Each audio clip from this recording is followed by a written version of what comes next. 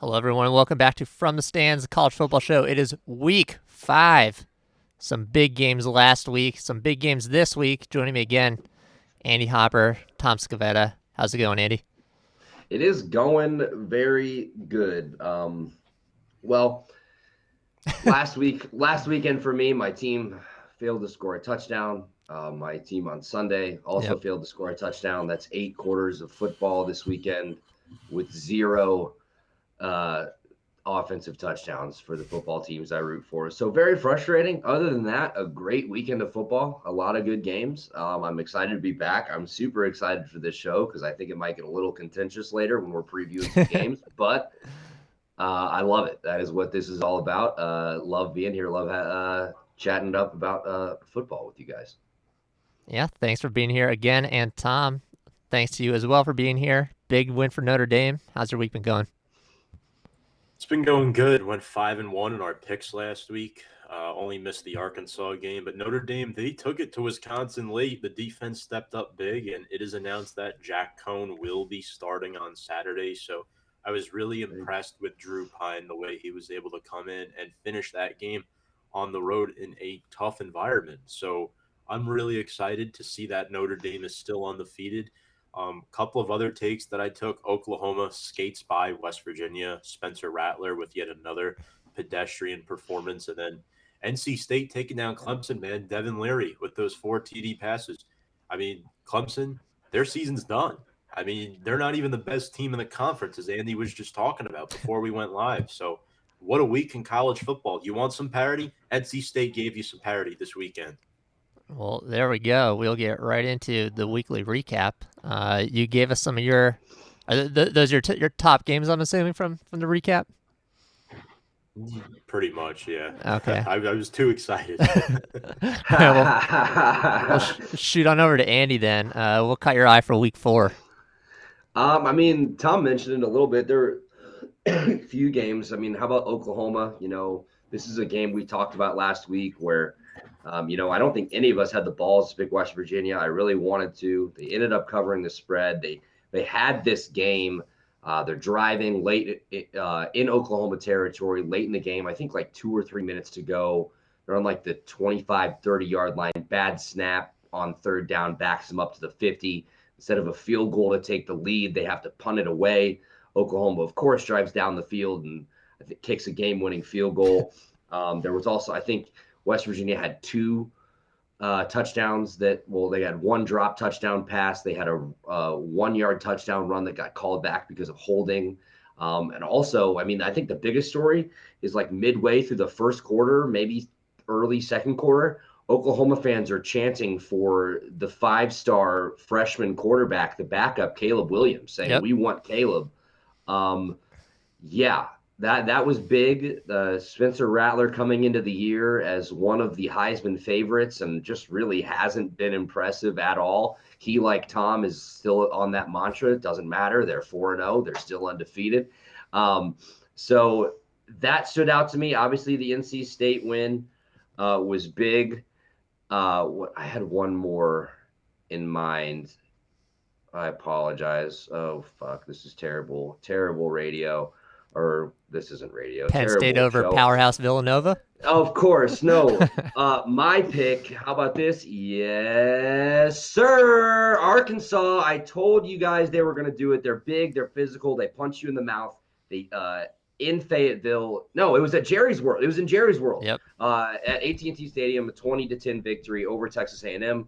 I know Texas A&M. We mentioned it. They're without their starting quarterback, backup Zach Calzada. I think they held him to about 157 yards. This defense is big. They're physical. On offense, they're running behind a Sam Pittman offensive line, who's arguably knows more about the offensive line than a lot of other coaches in the country. They're going to have their hands full this week. Just a powerhouse matchup against Georgia. I don't know how they match up there. But they are a big physical football team. They like to punch you in the mouth. They like to run the football. And it's nice to see Arkansas making a nice little resurgence here. That was a big win for them. Big win for the Razorbacks to jump up number 8 in the rankings this week. Yeah, it's a very nice. I mean, first of all, I'm gonna have to call you out because pre-show you tried to I did. fuck on me. I deserve it. I deserve it, Brian. that I picked the Aggies. I did not. I went with the Razorbacks. Gave the coach solid nickname that I think is going to stick, the Pit Boss. Yes. That was a fantastic game. I mean, I think we knew going into it that we talked about it. He's a football dude, and those teams are super fun to see.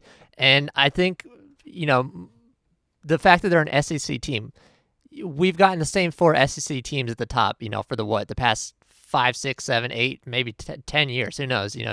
Florida, Alabama, Georgia, and then, Jimbo's kind of brought the Aggies up there. Arkansas has been in the bottom for a very long time, and this team is very fun to watch. I can't remember which player it was. I had the quote up, but I closed it. Talking shit about Arkansas, saying, "Oh, they didn't stop us. They didn't stop us. It was all our own mistakes." I disagree. I do too. KJ Jefferson looked really good. They were shaky a little bit, I think, late in the third, early fourth. It got a little bit hairy there. But it's a low-scoring SEC game, so I think it just looked hairier than it was. But yeah, so big win there. Like you said, you already covered the Oklahoma game pretty well there, guys. West Virginia.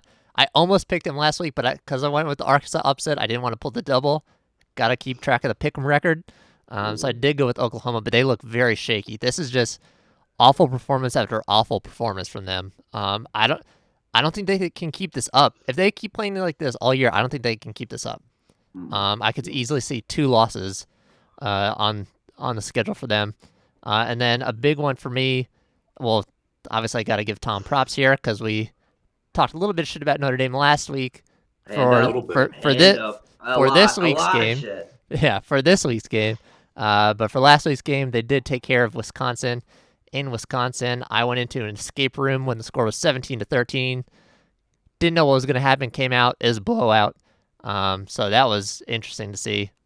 Good Tom closeout. Right. Disrespectful line. It was very disrespectful. It was. I'll be the first to tell you, Tom, I apologize. I doubted the Irish. I looked at this Wisconsin defense and really liked what they were going to be able to do, but comes down to Notre Dame's defense just played outstanding on Saturday, and they just were in Graham Mertz's face. Obviously the pick sixes and just the kind of unraveling of him. He's another guy that, I think is in danger of losing his job if he keeps playing like that. They've got a Wolf behind him, and I think some guy named Vandaboom. 2 awesome names for backup quarterbacks. But yeah, Tom, congratulations. Big win for the Irish. Before you go, I need 30 seconds. Guys, the definition of insanity is doing the same thing over and over again and expecting a new result. Brett Bielema fucking did it again, boys. 4th and 2 from the Purdue's 34-yard line, and we punt. We lose the game. You need 2 yards. He doesn't trust his offense. He doesn't trust his running back who had like 20 carries for 156 yards. He can't get you 2 on 4th down. We can't even kick a field goal on 4th down. After the game, he's quoted, I know this sounds silly because we lost, but in the moment I was trying to win the game, and I do that 100 times over. So yeah, I root for a chicken shit fucking football team who can't get 2 yards on 4th down for the 2nd week in a row. We lose a Big Ten game. Realistically, I like Illinois could easily be 3-0 in the Big Ten. They lost by 1 score to a good UTSA team that was also mismanaged by the fucking coaching staff. This team could be 4-1 right now, which is just makes me want to rip my hair out. Makes me want to absolutely rip my hair out. But enough about my awful football team. Tom, it's your time to gloat. We absolutely deserve it. I got the shit on my face. Go ahead. The Irish won. We won, and we won big. Jack Kaiser, Drew White, 2 pick sixes on defense. Chris Tyree, David Tyree's son, a special teams touchdown. So 2 defensive touchdowns, 1 special teams touchdown, and you lost Jack Cohn in this game that Drew Pine had to finish. So it's not like Notre Dame was, they came out of this unscathed. It was a close game until the 4th quarter. I mean, Brian entered a fantasy land during the 4th quarter, came out and was like, what the heck just happened? What are we in a different day or in a different time zone? Notre Dame can flip the switch on you that quick, and that's exactly what happened. I knew this was going to be a close game throughout, but great teams find ways to pull ahead and win these close, tight football games on the road. And in week 4, there's a lot of promising signs coming through with this defense, especially now that we have a more shaky offensive line than we've had in years past, the defense has really stepped up big, and defenses win. They win you football games. So really happy to see. There you go. And then just two quick ones that I'm just going to end the segment on. Man, did I want Rutgers to win against Michigan last week. So close. So close. They covered.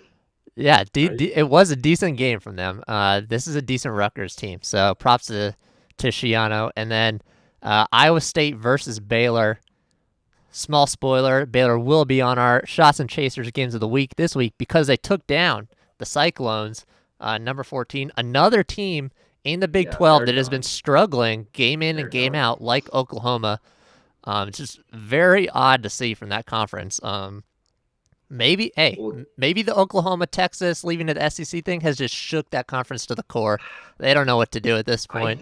I think there might have been too high of expectations on Iowa State this year, coming off that year that you could argue was like the best year in school history last year, and the Iowa State fans expecting more of the same. Obviously, you bring Breece Hall and Brock Purdy back, and Matt Campbell, I think, is an outstanding head coach, but they are struggling to figure it out in Ames this year. Yeah, I think I may have put a little too much pressure on them when I said they're going to win the Big 12. Cause, you know what? They heard it. They heard you, Brian. It's absolutely on you. Matt Campbell pulled one of those shake the collar, sweating a little bit. Yeah.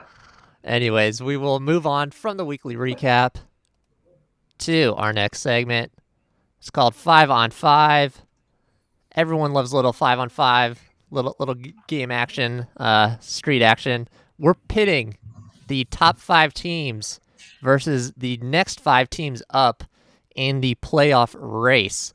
What we're going to do here is pick which of these groups of 5 has the best chance to get the most teams into the CFP playoff. Obviously, the top 5 having the advantage of ranking so far. But the next 5, we got some strong teams in there. We got Oklahoma, who we did say is struggling, but we got an undefeated Notre Dame, who plays Cincinnati this week. We have Arkansas, who's a bit of a fan favorite right now, and Florida, who had a very good game against Alabama, to the surprise of, I think, a lot of people a few weeks ago, but looking very strong. So we'll start with this big win last week for Notre Dame with Tom on this one. Which group do you think is going to pull the most CFP slots of these two groups? So my quick answer is Group 1, and here's why. You have Alabama, has Ole Miss, Texas A&M, and Arkansas left on their schedule, right? That's their toughest competition. I think they could pull through all 3 of those games and wind up undefeated. Even if they lose one game, all they have to do is win the SEC championship game, and they're in, right? Georgia plays Arkansas, then they play Florida. Yep. And then they have the SEC title game. That is a tough road, but Georgia's showed us this year so far they have been very impressive. Oregon gets UCLA. Just the strength of schedule isn't there for me, but they do have a win against Ohio State. That can't go unnoticed. The problem is Ohio State's kind of fallen off a cliff here in recent weeks. And then Penn State, they draw Indiana, Iowa, Ohio State, Michigan State. That is a gauntlet. I don't see them coming out of that without a loss. And if Iowa beats Penn State, they could be in this conversation. They really could be in this conversation, but it comes down to that game.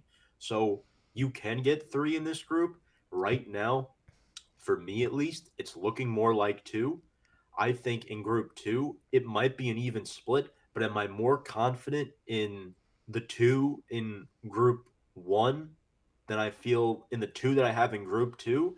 Absolutely. Because Notre Dame, yes, we have Cincinnati on Saturday, but Notre Dame is at Virginia Tech next week. At Virginia Tech, actually, believe it or not, scares me more than this game against Cincinnati. It really does, because he hates Enter Sandman. That's why it's Tom's least favorite song. Virginia Tech is not a cakewalk. And then Oklahoma, you got Texas, you got Baylor, you got Oklahoma State. 3 tough matchups. So we saw Texas kick the chicken shit out of Texas Tech last week, 70-35, I think the final was, something along those lines. So give me Group 1, but I do think there are two teams that come out of each group at this time. I am going to stick with my original Final Four prediction. So you're going Group 1, but you think it'll be a tie? Yeah, I mean, I Interesting. still feel like Oklahoma has a shot. I mean, they haven't looked good, but I think they could get in as a 3 or 4. I mean, I think Yeah. Iowa actually has a better shot than Penn State at this time, even though I think Penn State is the slightly better team. I look at Iowa's schedule, and if they get past that one game, that defense, they're in really good shape. Yeah. So I do feel more confident in Group 1 than Group 2. Okay. Yeah, I mean, this is, I liked this. I actually switched our segment for this week because looking at the top 10, the way things shook out, this was just a really interesting sort of matchup to pit these two groups against each other. You've got an SEC East team on each side. You've got Oregon, who is, like Tom said, kind of gonna go in as an unproven because that strength of schedule very, very low right now. I think their best chance is probably an undefeated UCLA coming up against them because then they have a really nice win on the books. Because that Ohio State win, it's not looking great. I think they look a little bit better than Oklahoma, Ohio State. So as in terms of quality wins, I think the committee will grade it, still pretty highly. But yeah, that Pac-12 schedule is super weak. I don't know. Do you know if USC is on their schedule? I've forgotten to look. USC also unranked now with a bad loss to the Oregon State. So, just the opportunities are not there for Oregon. Go ahead. I don't know if we should be discounting this Ohio State win already. I mean, that's. I think we got to wait till Ohio State really gets into their Big Ten schedule and see how they perform. Yeah, that's fair. Because it's still Ohio State. I see what you're saying, though. They haven't looked great. I mean, they didn't look great against Tulsa. They were down 7-0 against Akron at one point. Let's give the Zips some credit, even though they weren't able to cover 48.5, which is ridiculous. So looking at the rest of Oregon's schedule. So this weekend they travel to Stanford. They have California at home. They have to go to UCLA on October 23rd. They have Colorado at home. They have to go to Washington, and then they have Washington State. They also have Utah. They have to go to Utah, which Charlie Brewer, by the way, left the Utah program after 3 games. And then Oregon State, the Civil War, which I don't know if we're supposed to call it that anymore, is their last game of the year. So really, of those opponents, one of them is currently ranked. So Brian, your argument is very valid. The strength of schedule is not there. They're going to have to rely on Ohio State to kind of make a run in the Big Ten, right? Right. So yeah, that's very concerning to me. And then on the left, I mean, they're ranked 4 and 5, but Penn State and Iowa have to play each other. That could just knock one of them out immediately. We're going to see that on the left here as well. Or sorry, it'll be on the right side here. Notre Dame playing Cincy this week. But I think what that game does is that game locks in one of those teams. Whoever wins that game is a lock. So you get a freebie there. Whereas Penn State and Iowa, at some point, both are going to have to go through Ohio State, who could be easily another loss on their schedule. So I think Alabama is the lock on the left for sure. I think they get in with a loss regardless, just because they've got that, obviously the ranking power right now sitting at number 1, the voting power. I think they have like an 80-point lead on Georgia, sitting at number 2. Yeah, it's just, I don't know. The Big Ten teams and Oregon seem a little weak to me, and I think I just really want to root for Arkansas here, maybe. Right. And Florida, I'm not opposed to that. Yeah, and Florida impressed me, so it's gonna be a fight for those 5 through 10 teams there on the right. But I think I'm gonna go with it because I think Oklahoma, despite their struggles, can has a chance to squeak out a spot. The winner of Notre Dame Cincy, I think for me, is probably going to run their schedule and get in. Obviously, I'm rooting for Cincy as an AAC fan. I think Tom probably has different priorities there. And then Arkansas, they look good. They got that big win against Texas A&M. So we'll see where they go. But they're in the East. They could easily, take down that Georgia team right there on the left side in the top 5 and steal that spot from them. So I'm probably with Tom on the fact that it probably is going to end up being 2-2, 2 from the left and 2 from the right. But I'm rooting for 5 through 10 here, so I'm going with them. Who are your picks, Andy? I mean, I don't know how I can say anything better than what you two gentlemen just threw on the table. So, but I think I agree with what Tom said. I think we'll see a mix here. I think Alabama and Georgia for me are the 2 locks. I'd love to see Oregon get in. I'd love to see some new fucking teams get in, like you said. With the Iowa, the problem for me, their defense is great, but I've said it on this show before. I don't trust Spencer Petras. I don't think he's a good quarterback. I think there could be a certain point where that hurts the Hawkeyes, especially when we get in the meat of these Big Ten conference games. And then there's Penn State, which they're having a great year so far. It kind of comes down to the quarterback for me. I mean, Clifford has been better than Petras by almost a mile for his career, I would say. But still, I mean, he had that rough year last year. Penn State was really down. Like, are they truly back? I don't know, man. I think Tom said it earlier. There's a lot of parity this year. This is the teams at the top, I feel like, are closer than they have been in quite a while. As far as the second group goes, for me, I mean, I don't trust Oklahoma at all. I think the team we most likely see, like you said, if Notre Dame takes care of Cincinnati, I think they're the most likely team we see from up there. Mm-hmm. I really don't want to see 3 SEC teams in this college football playoffs. I don't think they do that to us, but I think no way, right? Arkansas would have to take care of business in Athens this weekend. For them to, kind of jump Georgia, obviously. But, I mean, it's a big weekend for the SEC, guys. Yep.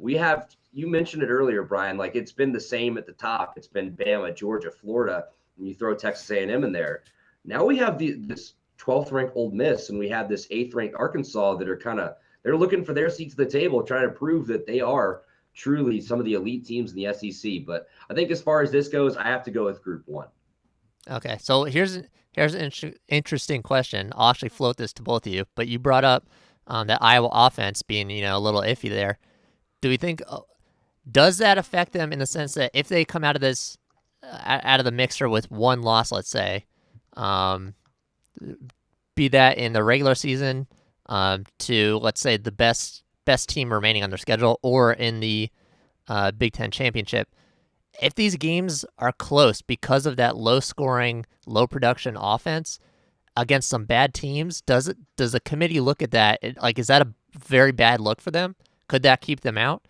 Because, I mean, let's say I don't know, who do you think is the worst team on their schedule remaining? On whose schedule? On Iowa?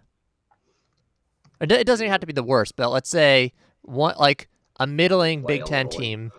Middling Big Ten team. So they have Penn State. They play Maryland, Penn State, Purdue. They go to Wisconsin. They go to Northwestern. They host Minnesota, who just lost to Bowling Green, by the way. They host Illinois, and they go to Nebraska. So Illinois is probably the worst team they'll play. Yeah, but they do have, they got to get through Penn State. Maryland hasn't been terrible this year. Like, I don't think they're great, but they're not awful. I mean, Northwestern's okay. Purdue's okay. Wisconsin, I mean, we know how bad they looked. So let's say out of those teams, Iowa could win out, as much as I fucking hate to say that, but they could. I mean, I agree. I think they could. But let's say, like, against those Northwesterns, those Marylands, they're pulling out only like 13-10 wins. All right, say they do that 2 or 3 times, which wouldn't be surprising, honestly, with the way that their offense operates.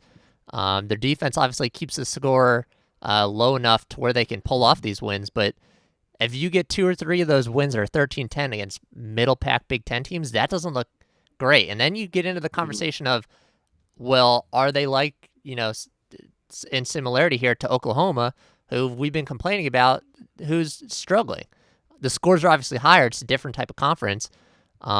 But does that look as bad, I guess, is my question, if that Iowa offense can't produce and these games look a lot closer, I guess, than they should be. Yeah, I get it. And I mean, fuck it. I mean, I'll tell you guys as a Big Ten fan, there's going to be a game like where nobody sees coming, where it's like the worst team is just like suddenly going to compete with one of the top 4 teams in the conference on some random Saturday. It'll be a noon kickoff. There'll be 10 people watching it. They'll each punt like 10 times. Final score would be like 10-6, but we'll be like, holy shit, that was a Big Ten football game right there. I don't know which team that's going to be.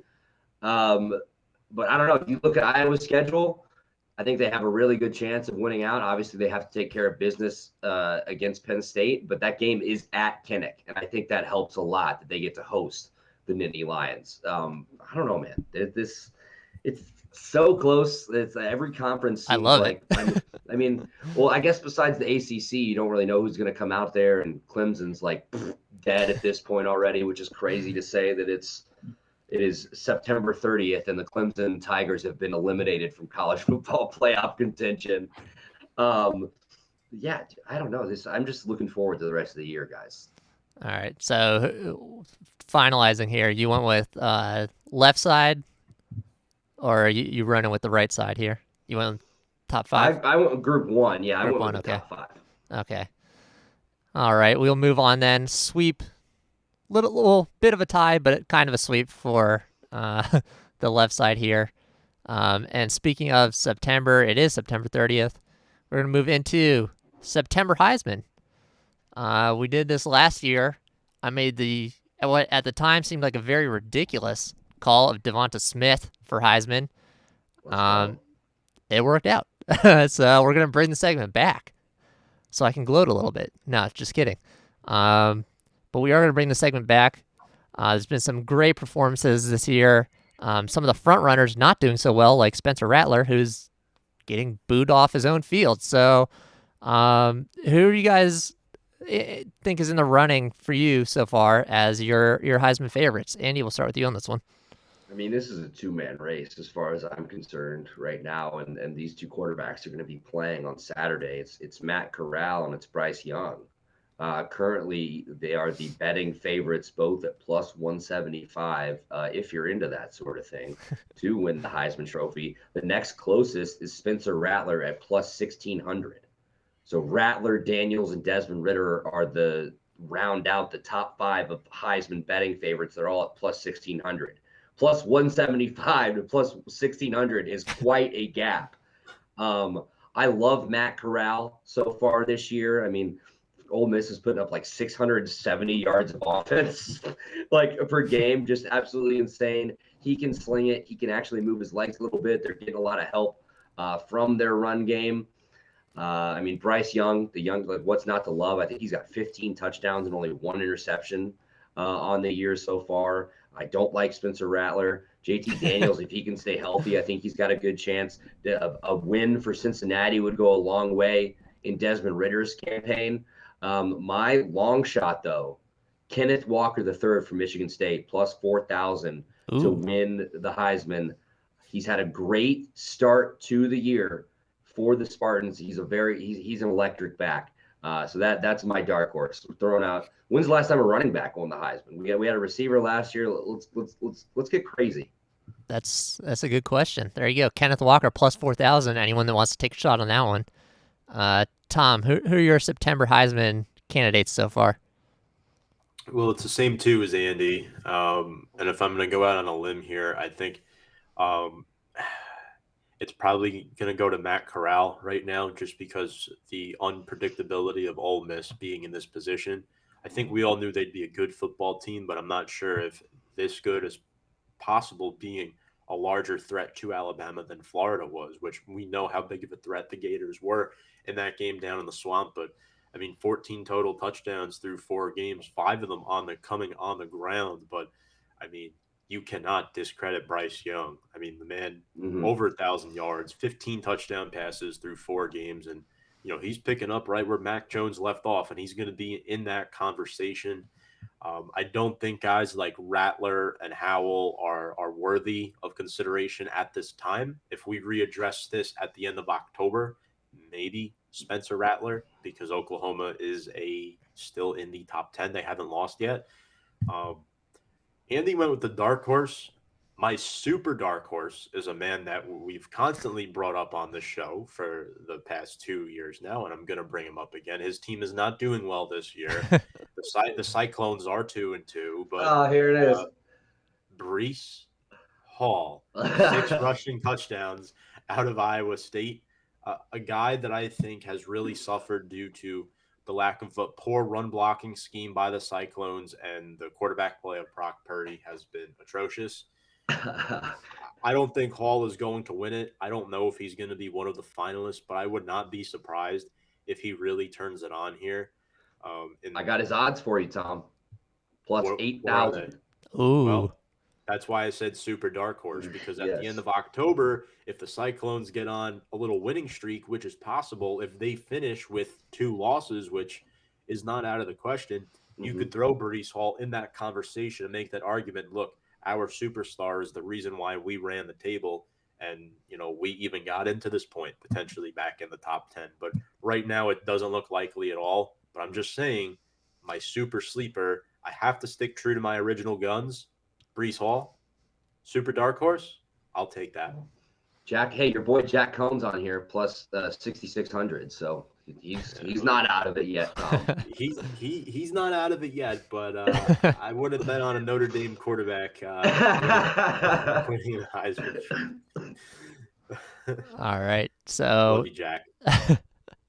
We do love you, Jack, but I'm gonna say right here, I don't think he's taking the Heisman this year.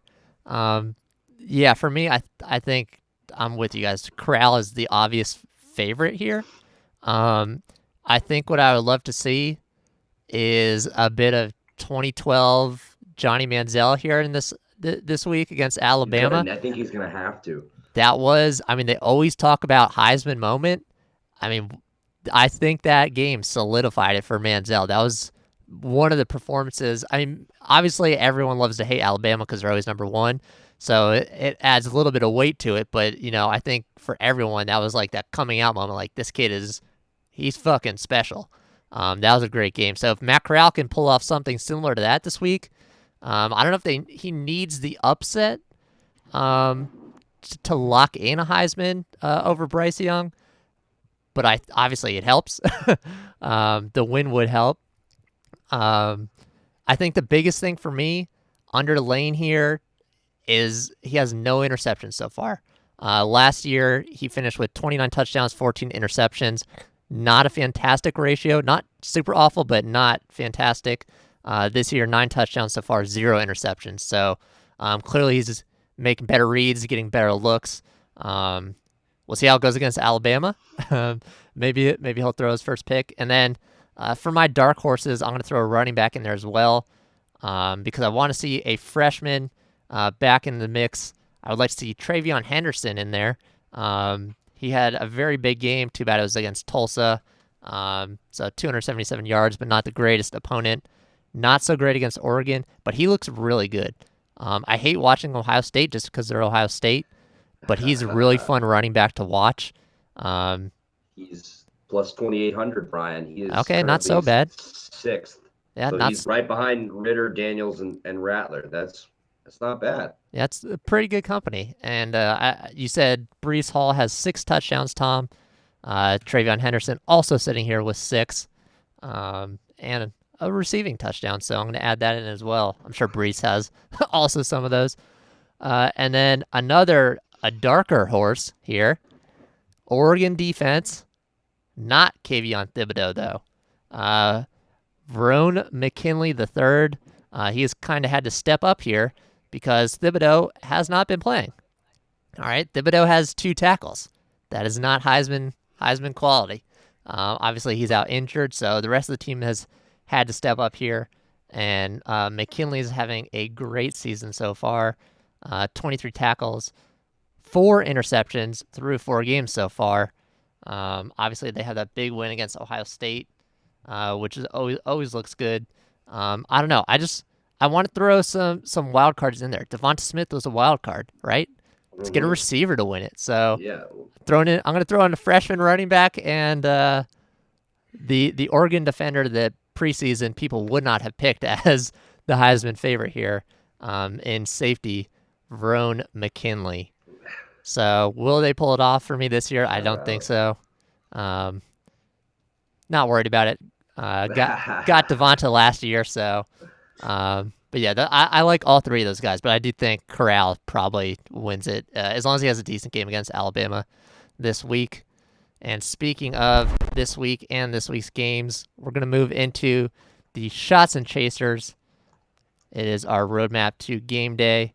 Starting off at noon, we got the big dogs against the Razorbacks, who pulled off a fantastic upset over Texas A&M this week.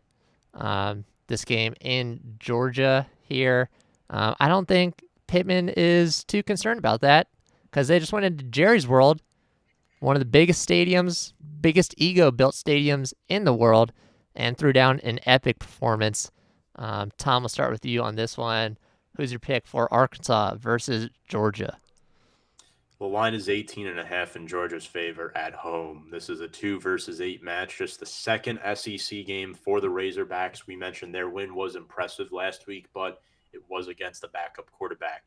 KJ Jefferson, 6 touchdowns on the season. 2 of them have been thrown to Treylon Burks, who is their leading receiver.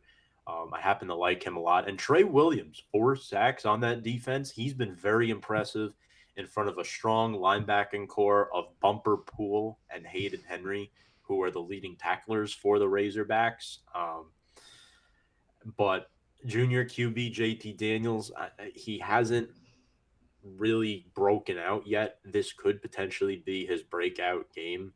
Has completed 76% of his passes. Both of his running backs average 5.5 yards a carry, so the Dogs can run the football. And their tight end, their true freshman tight end, Brock Bowers, has 4 touchdowns on the season. He is their leading receiver. And in the red zone, that's going to come up key. I don't know if the Razorbacks can defend that.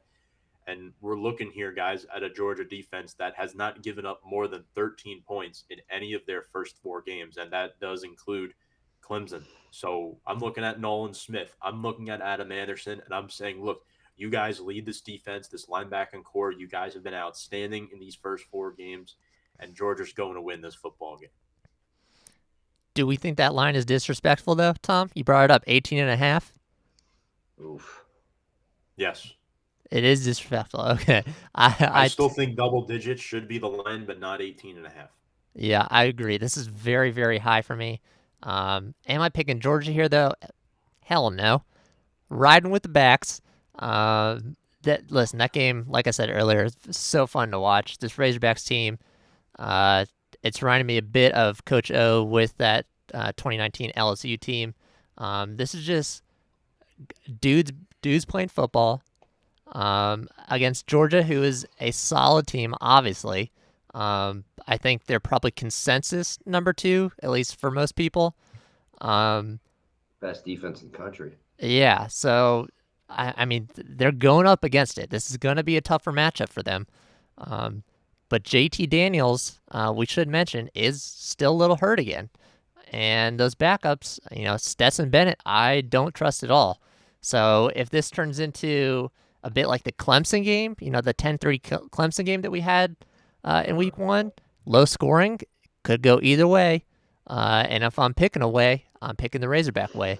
So I'm hoping KJ Jefferson, he took a little bit of a hit. They haven't said much about it. I think it was to his hip on a run he tried to make last week. So we'll see if he's 100%. But, he's a threat on the ground as well. So we'll see how Georgia handles that. I don't think, DJ for Clemson I don't think he moves around quite as much as Jefferson here. I don't think he took off on many runs against Georgia, so we don't have much to go on.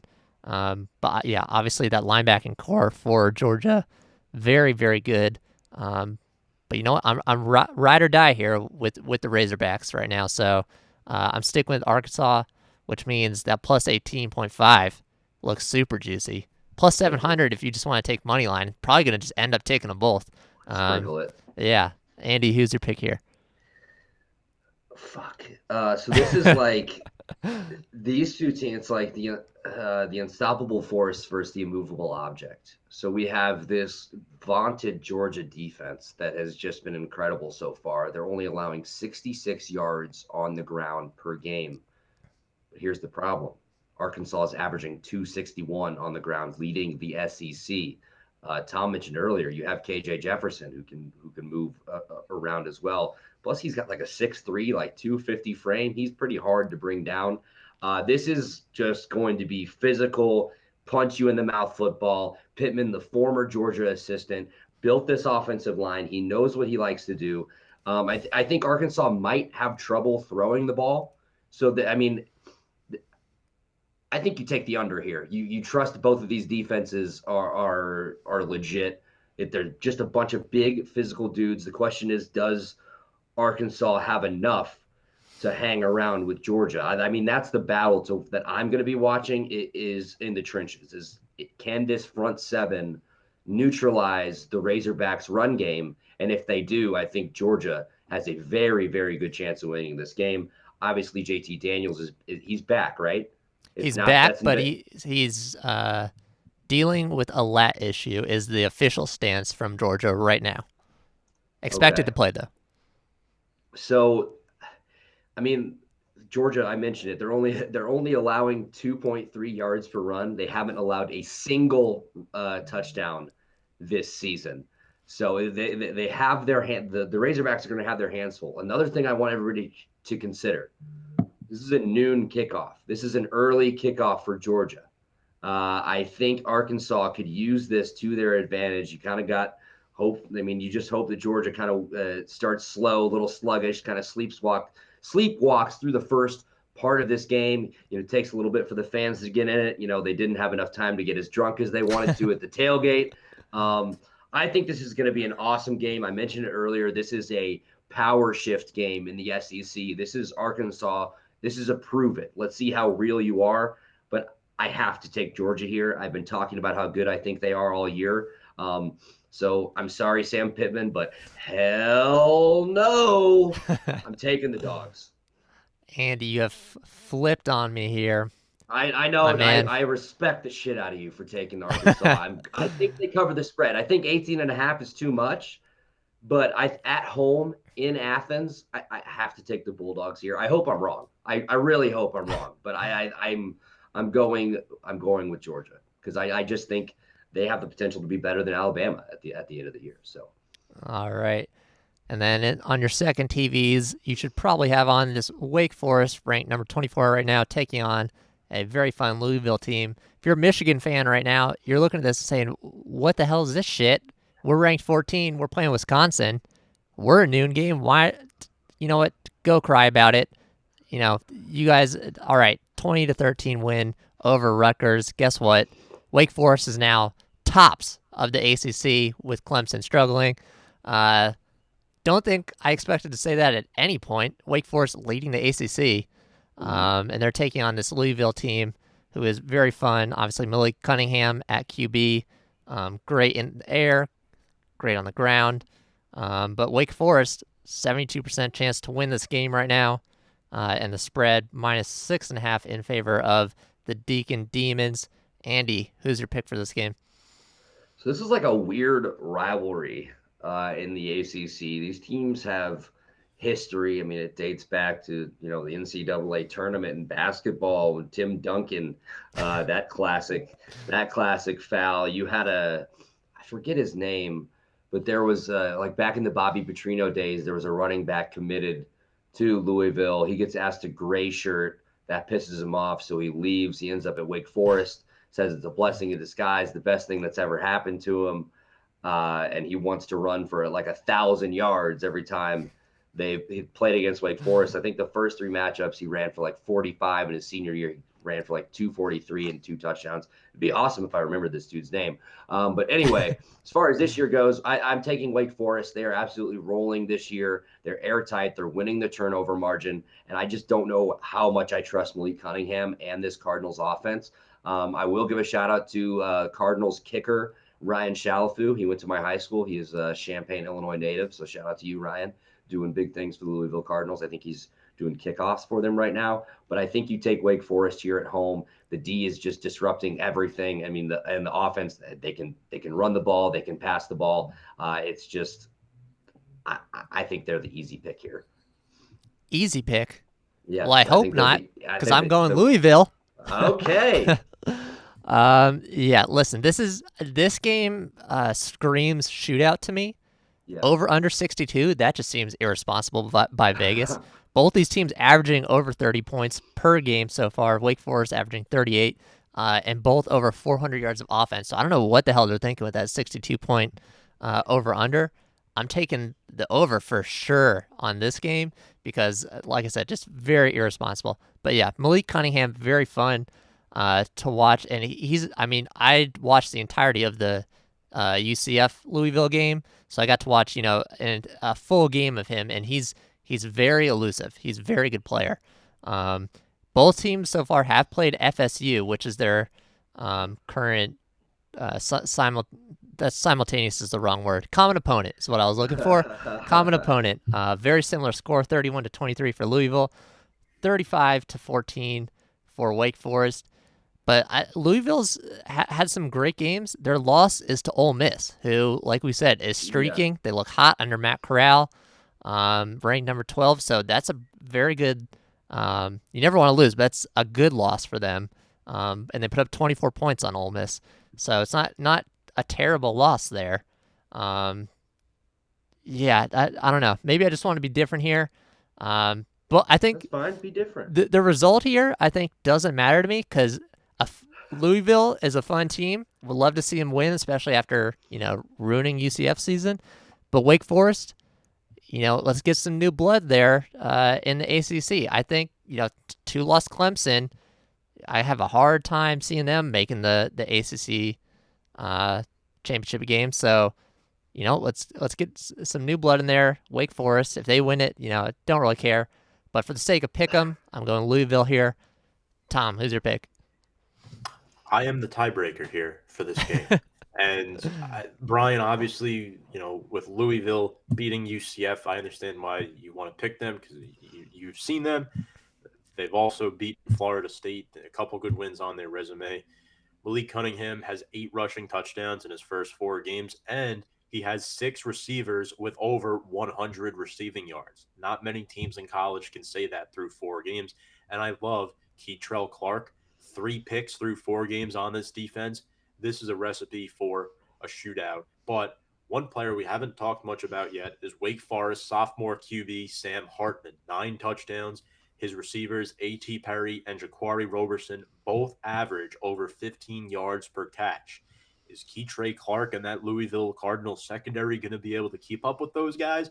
I'm not so sure. And defensively, Wake Forest has Luke Masterson, 27 tackles and 2 sacks. I like him a lot, anchoring that defense. And Wake Forest has some good DBs of their own. Kalen Carson, Travion Red, each with 2 picks. Carson also leads them with 6 passes defended. Louisville's strengths don't really seem to offset Wake Forest's strengths enough for me to pick them in this game. So Wake Forest is going to come out on top, split that tie. All right. And we move into 3:30 here.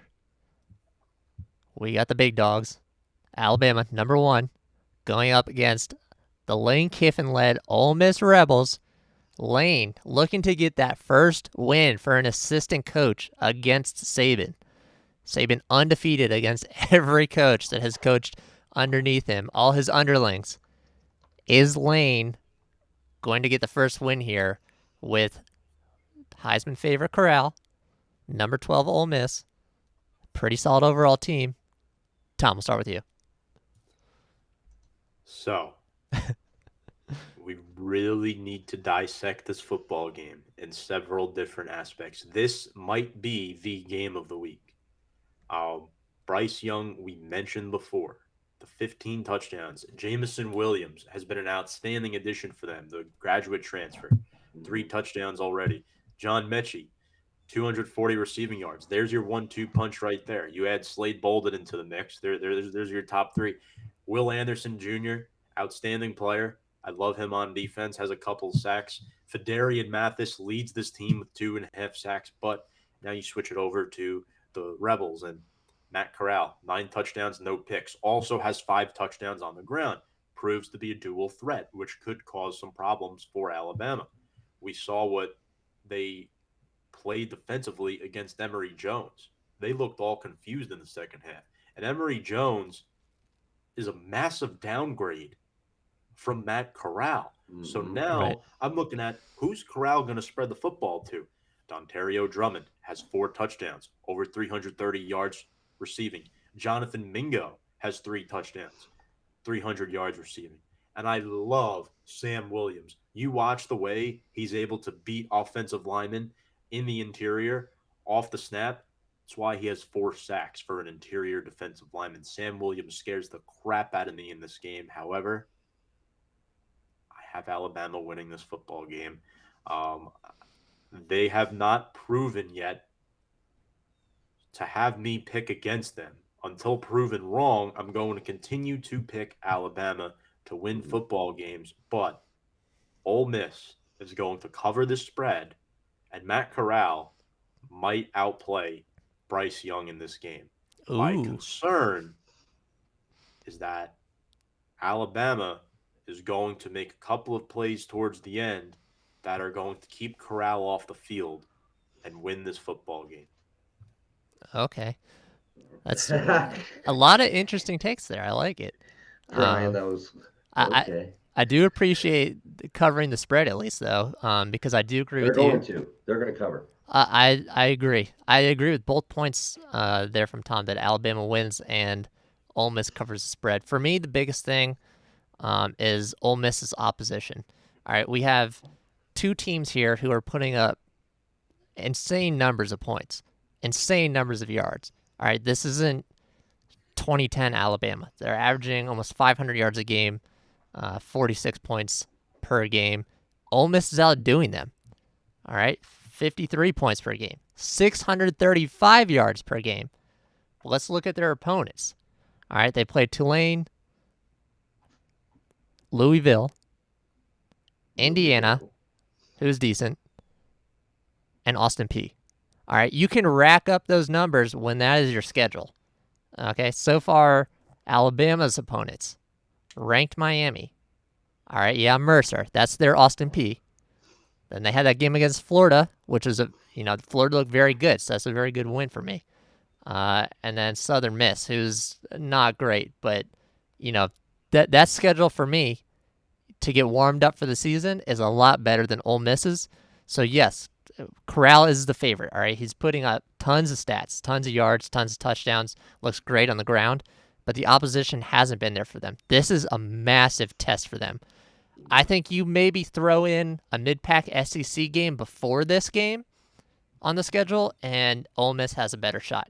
But coming into this game in Week 5, with not being tested very much, I think Alabama just has too many weapons here. I mean, Tom covered them on the offensive side. I do want to roll with, the whole Corral taking the Johnny Manziel route here, 2012 upset. I don't think it's going to quite happen this time, though. Alabama here is at home in Bryant-Denny. I think the crowd is going to be extremely loud. They don't have they can root against LSU this year, but LSU is very bad, so I don't think it's going to be as bumping. But I think Bryant-Denny for this game, with Lane coming back in town, is going to be very loud. And yeah, I don't think Lane gets that first win for an ex-Saban assistant here. Andy? Chew. I want to ride the Lane train so bad in this game, guys, but it's so hard. A couple things that I'm really going to be watching is these teams love to get out fast and they love to score points in the first quarter. Alabama has outscored their opponents 66-3 in the first quarter so far this year. Ole Miss, not so bad themselves, 42-7 in the first quarter, playing one less game than the Crimson Tide have. I think Ole Miss is going to have to keep this a one-score game throughout, the first half, throughout the whole game to really keep this close. The Crimson Tide have not played a quarterback as talented as Matt Corral yet this year. I think Lane Kiffin is going to look at what the Florida Gators were able to do on the ground in the second half, and I think he's going to try to utilize that heavily. The Ole Miss Rebels are currently averaging almost 300 yards on the ground per game at 298.7. Last year in this game against Alabama, amazing name for a football player or just a person in general, Snoop Connor, still on the Love it. roster. Love that. And Jerry and Ely combined for 248 rushing yards and 4 touchdowns. They add Henry Parrish Jr. to that mix this season, like three-headed monster for the Rebels. But Tom, you said it. You have Jameis Williams on the outside that's averaging 25 yards per catch. Don't sleep on John Mechie, who had 4 catches for 75 yards against the Rebels last year, too. I think Corral is going to outgain Bryce Young. I think he's going to have maybe a better game, but I think Alabama wins. I think Ole Miss covers. The over is currently at like 80 or something like that. It's like the highest total ever in SEC history, maybe college football history. But I mean, look at what Ole Miss has done this year. It's been nothing short of impressive. They're averaging 635 yards of total offense. Like, you just don't see this in college football. Fucking Lane Kiffin is electric. If they win this game, he will be drunk for the next 2 weeks. It'll be the ultimate letdown spot for them next week.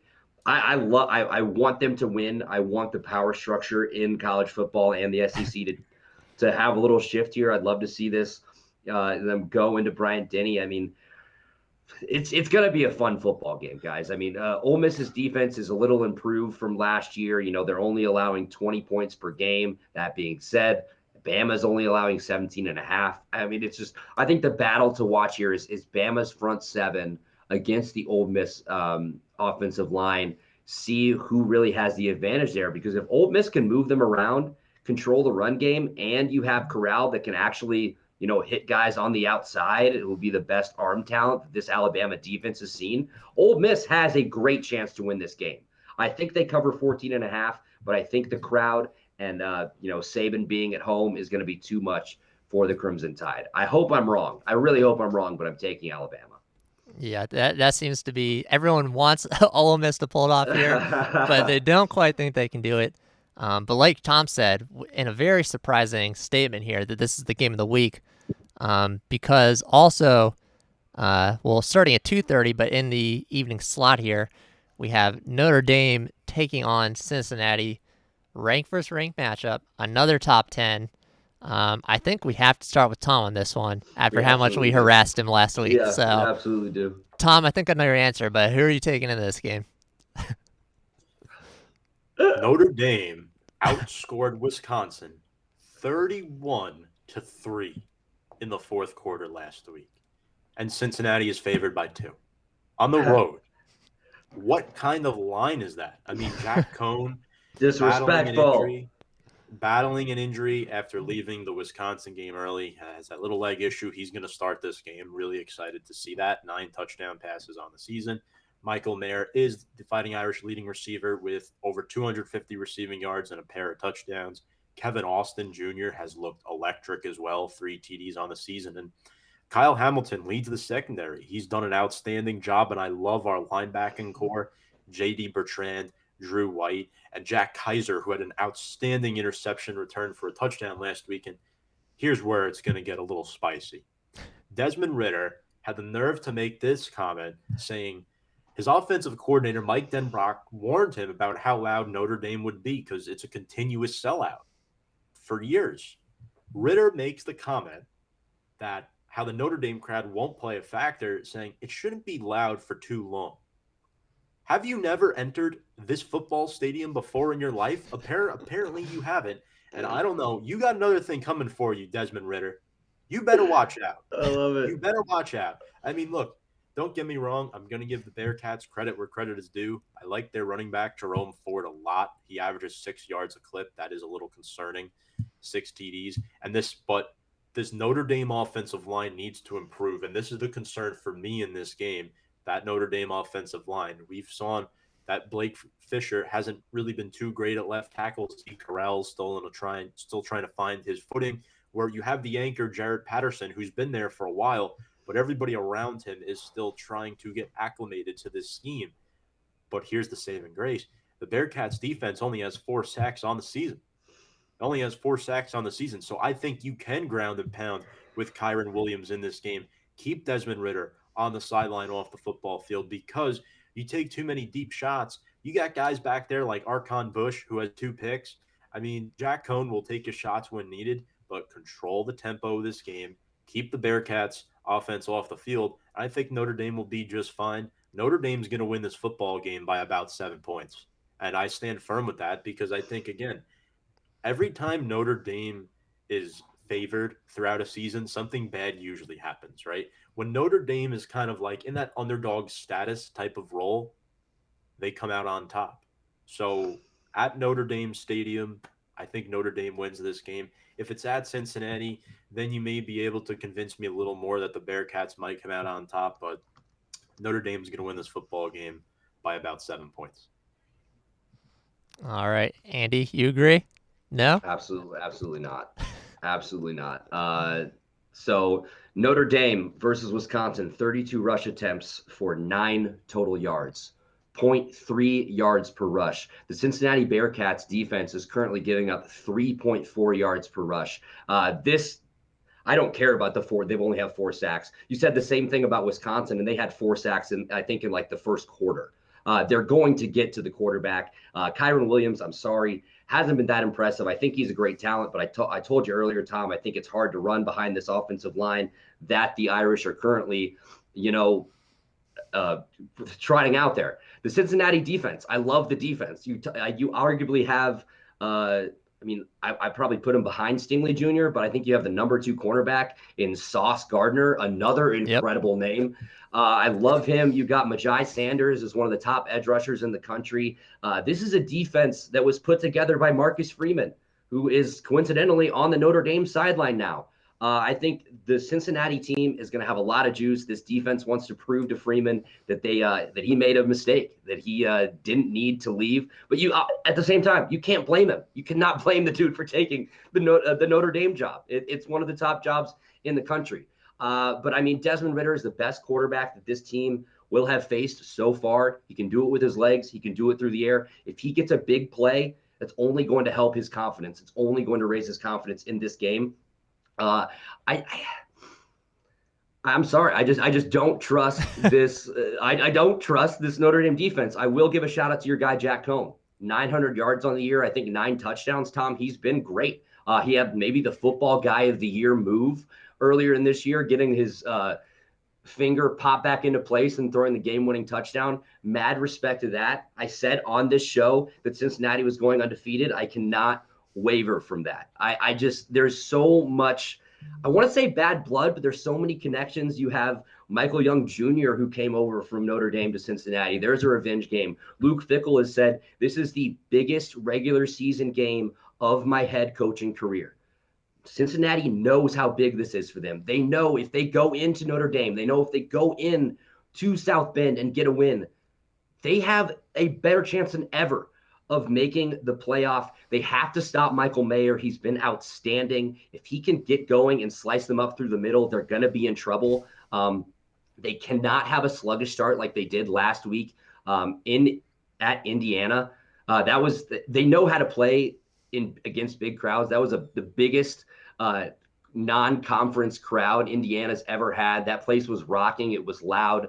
I think this is going to be a great game. I don't love that Cincinnati's favored by 2, to be honest with you. I think that is a little strange. I get they're the higher ranked team.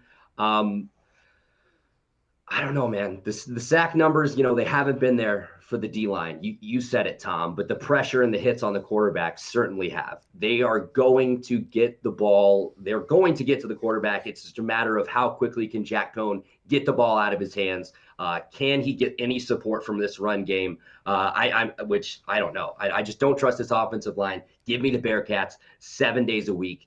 I'm sorry, Tom. I got to do it. I know I had the egg on my face last week. We talked all of that shit. I want it again, baby. I want it again. I'm putting my nuts on the table. Desmond Ridder is going for 200 yards through the air, 100 yards on the ground, and 3 scores against the Irish. I said last night the Desmond Ridder tweet concerned me. Never in the history of shit talk has making That worked out, yeah. has making a bulletin board, locker room post up comment like that ever worked? Like, just all you gotta do is be quiet and you win the game, right? Well, it's not in Tom's mind. For Tom, Notre Dame's running here. But for most people, you don't make that comment. For some reason, some of these kids get in their head that making a comment like that is smart. And I said that might flip me here because I went to Cincinnati last week. And my ultimate decision is it's not flipping me. I'm going with the Bearcats here.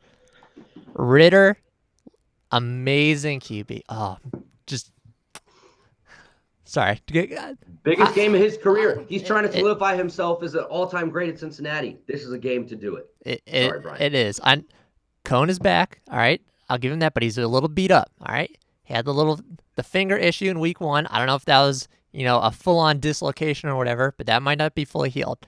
All right, he's coming back off a rough.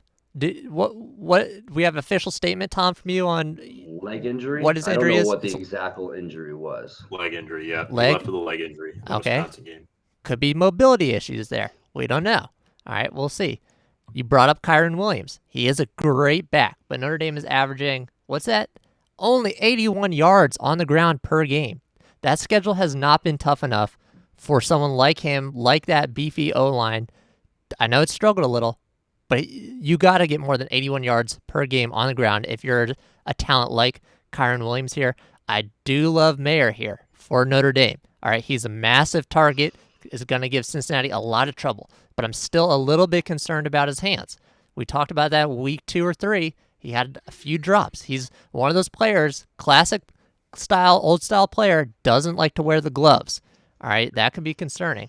I don't know. I don't think we have an official weather report here. Even a little bit of drizzle, that throws off players like that. Put the stickum on, Tom. Yeah, you never know.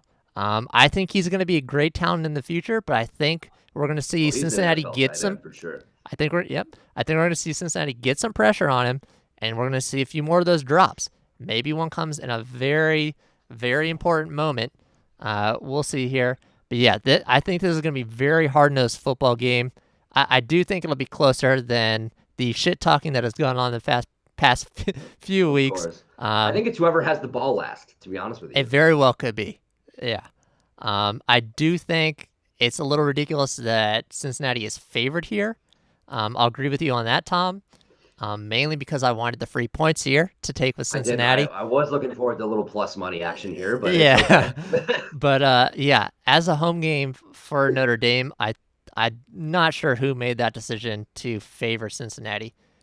It's really weird because I want the free points here because I do agree it could be a last possession type of game. I wanted the points, but I really want to go with Cincinnati here. Got to ride or die with the AAC team here, who's going to be. Yep. Hitching a ride with us over to the Big 12 in a few years. So I'm going with the Bearcats.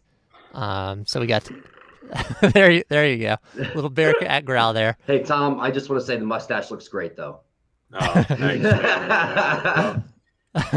If I have one final quick statement. Go for it.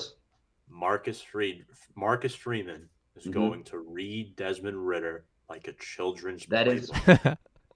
It's huge. I mean, the former Cincy D coordinator, he knows what they want to run defensively. Obviously, he's seen this offense for how long was he there? I mean, and he's known Luke Fickell since Marcus Freeman was 15 years old.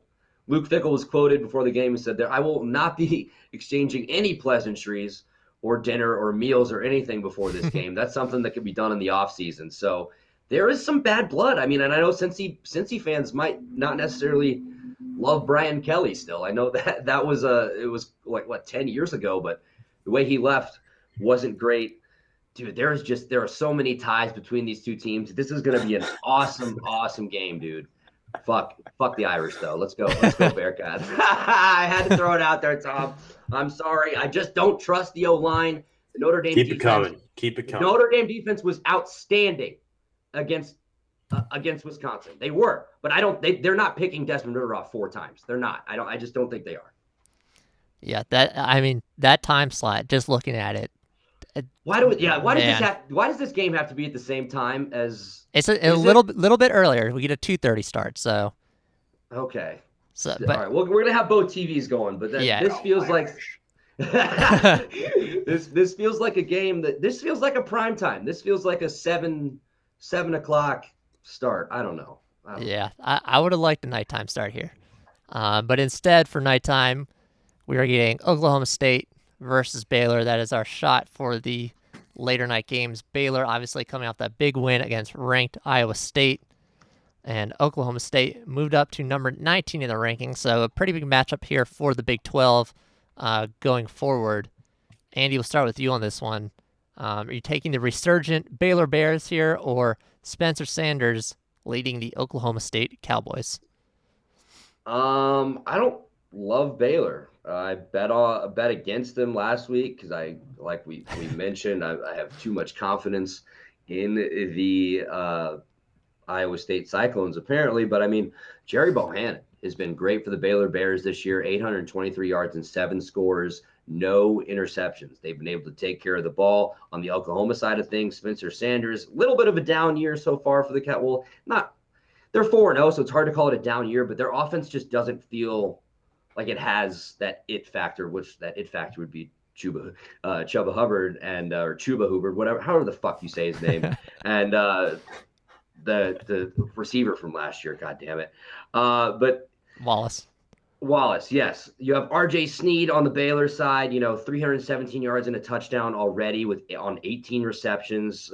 Smith has been running the ball really well as well for the Bears, 413 yards and 5 touchdowns. Their offense is rolling. Maybe I'm talking myself into the Baylor Bears here a little bit, guys. I haven't loved what Oklahoma State has done this year. They did get a good win against the Kansas State team. I think that was ranked at the time. They're averaging 25 points a game. They're only allowing 19, so it's really going to be a defensive battle. But if you look at the Baylor side, they're putting up 42.8 points a game and only allowing 15. So I actually think I'm going to take the Bears in an upset in Stillwater. Yeah, it's another weird one where, the Baylor schedule is definitely not as difficult. I mean, that number 14, the win against number 14, Iowa State looks very good. But Iowa State, for 3 weeks in a row now is just dropping in the rankings. So Yeah, it starts to look worse and worse. And you're like, is that really as good of a win as we think? Because that team has been struggling. And then the other wins they got against Kansas, Texas Southern, and Texas State. So I do think that the Bears, this is a little bit of a resurgence for them. They do look good. R.J. Sneed, that kid looks incredible. Oklahoma State, yeah, Spencer Sanders probably. I don't even know if I would say he's the better QB, but I would trust him more. more experienced QB, right? Yeah, so I don't know, but Bohannon has looked good. I mean, like I said, I'm loving these QBs that are making good decisions, not throwing a million picks. So Bohannon's been good there, but yeah, I don't know. I think this Spencer Sanders led team, despite losing those weapons in Tylan Wallace and Chuba Hubbard, it has set them back. They've got the better wins, and I think all things are a little bit equal here, but they've got the home field advantage as well. So I'm going Cowboys here. But I think this will be a nice game. Like I said, I would love for one of those 3:30 games to fall into this slot, but I think this will still be a fun game to watch. And a pretty low over-under here, which seems kind of weird. So might have to take the over at 47.5 here. Tom, who's your pick? Yeah, Jerry Bohannon's been impressive. No interceptions through the first 4 games. Abram Smith on the ground, over 400 yards and 5 scores. I mean, you mentioned R.J. Sneed, Brian. Tyquan Thornton I really like as well. 16 catches, 3 touchdowns. He's been great. Dylan Doyle, junior linebacker, has been outstanding. The way he is able to improve his play recognition from the time he was a sophomore to now. And not much really concerns me about this Cowboy offense, except maybe Tay Martin, who's a good wide receiver for them. Their defense is more where I'm a little concerned. 13 sacks. Brock Martin's been good for them. They're coming off a win against Kansas State, but here's what you really got to consider. Matt Rule put this program back up on its feet. Dave Aranda is picking right where Matt Rule left off. Baylor will win this football game on the road. And I guess you'd call it an upset, right? They're technically, they're right? 3.5 Yeah. point dogs. Yeah. On the I road, mean, yeah. Andy was leaning Cowboys, and then the more he talked about it, he convinced himself into Yeah. Baylor. So Yeah, you're right. You are absolutely Baylor right, Bears. Tom. All right, and then also in 7:30 at the 7:30 slot in our chaser position, we have UAB, the Blazers taking on Malik Willis and the Liberty Flames. We have the Hugh Freeze-led Flames taking on UAB, who shut down their football program. Then a few years ago, they brought it back, and they've been doing very well. Incredible run, yeah. Yeah, so they've been a pretty exciting team to watch. Obviously, they're not on everyone's radar. There's another team down there in Alabama that I think, everyone watches a little bit more than UAB here. But they've, ever since bringing the program back a few years ago, they've been pretty solid. So I think this will be a fun game here. Obviously, Malik Willis is the one to watch in terms of big-time players here. Andy, who you got? So this is an interesting game. We have two, group of 5 teams that come in at 3-1. You talked about UAB and their 2-year kind of hiatus, their 2-year break since coming back. 3 straight division titles and 2 of the last 3 Conference USA championships. And then on this Saturday, they're opening a brand new stadium. So it's the grand opening, first game in Protective Stadium. I think they're going to have a little bit of extra juice for that. If you look at the Liberty side, obviously pretty disappointing loss to Syracuse last week. Obviously, we talked about this in the group chat. Tom is out on Malik Willis. He did have a rough game last week, but it's hard for me to really, get upset with a team like Liberty, a group of 5 team going on the road and losing to an ACC team. Because I know Malik Willis was the best player on the field. He didn't play like it necessarily on Saturday, but also you'd like to believe that, an ACC team in Syracuse has more weapons than, Liberty. But if we're talking about Malik Willis on the year, he's 63 for 88 with 818 yards and 10 touchdowns through the air. 0 interceptions. He's doing a great job of taking care of the ball. And he's got 51 carries, 274, and 4 touchdowns. He is the focal point of their offense. If the Blazers are able to contain Malik Willis, they've got a great chance of winning this football game. If he's able to go crazy, if he's able to bounce back off of that pretty iffy performance last Saturday, Liberty wins this game. I like him to bounce back. I love the Liberty Flames. Hugh Freeze, they put up points. Malik Willis, he's one of the most fun players to watch in the country, in my opinion. I'm taking Liberty here. The new stadium opening, be damned. Tom? Well, it's interesting. I like Dylan Hopkins a lot. I think he's done pretty well in the last 2 games that he started. A good tight end and Jared Prince, 5 scores. But remember, he's very good too. This team got blown out by Georgia. They got blown out by Georgia. Malik Willis, I mentioned the costly fumble last week. I think he has the luxury of having a pretty decent line in front of him. Just made a bad play there at the end. Yeah. His wide receivers are great. Demario Douglas and CJ Daniels, who both have NFL potential, each have 3 touchdowns on the season. And then what really strikes me is Kendi Charles, a defensive tackle who has 4.5 sacks through 4 games is elite status, in my opinion. And you look at what they've played Syracuse's offensive line, and then Story Jackson, senior linebacker, leads a great defense. I think this might actually be a lower scoring game, but I think Liberty wins it off some good defensive plays, and Malik Willis will make enough plays to win this football game. Despite how my feelings are about him in the future, I think right now against this UAB football team, Willis is going to find a way, and that defense is going to contain UAB. Yeah, I think the Syracuse call on Willis was a little bit of an overreaction. Obviously, it's not a fantastic. You love doing it. I love overreacting to shit like that too. You have to, right? Mm-hmm. Got to have some hot takes. But yeah, I think the bounce back is on for sure. I don't think, but I wasn't concerned with the loss, is what I'll say. It's like you said, it's P5 team, ACC. Syracuse isn't the best ACC team, but it's still a level above where Liberty is. So it's not totally unexpected, I guess, is what I'll say. New stadium, I wasn't aware of that part for UAB here, but yeah, I think Willis and Liberty's weapons are going to be too much.